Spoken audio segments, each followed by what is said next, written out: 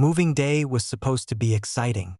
My wife carried the first box across the gravel driveway, sunlight catching the edge of her sunglasses.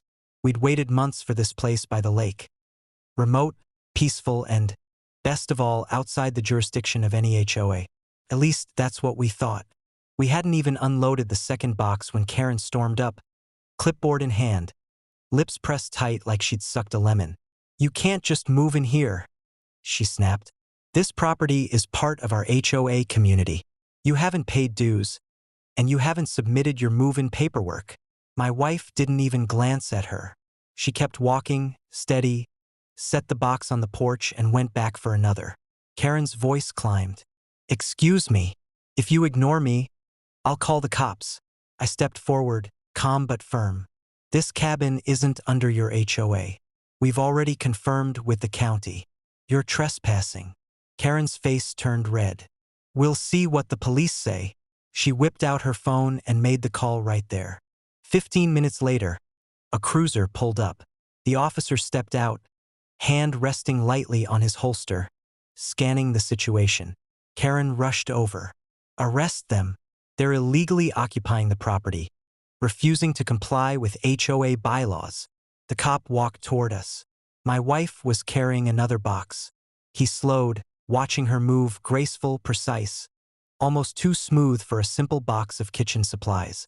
Then he froze. His eyes widened. He leaned closer to me and whispered, "Wait, is that Ghost Viper?" I blinked. "Ghost what?" He swallowed. "Ghost Viper. That's her call sign. She's legendary. Delta Force, Black Ops, classified missions. I read the reports in training. Nobody thought she was still active." My wife set the box down and finally looked up, noticing his stare. For a split second, her lips twitched in a knowing smirk. Karen, oblivious, screeched again. "Well, arrest them." The officer straightened, face shifting into stone-cold professionalism. "Ma'am, this property isn't part of your HOA. You've wasted police resources, and you're harassing a decorated veteran." His tone dropped lower. "Leave. Now." Karen gaped. "She's what?" "That's impossible." My wife walked up beside me, calm as ever. "You heard the officer. Go home, Karen."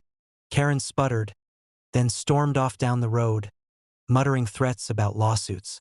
The officer turned back to my wife, suddenly looking like a rookie at inspection. "Ma'am, it's an honor. If you ever need backup, you've got it." He gave her a sharp nod, almost a salute, before heading back to his cruiser. For days afterward, neighbors whispered. Word spread fast. Karen had called the cops, only for the officer to recognize my wife as Ghost Viper, a name that carried weight even among law enforcement. Karen never set foot near us again. And me? I just carried the rest of the boxes inside, grinning, because now I knew moving here hadn't just given us a cabin. It had given us a reputation.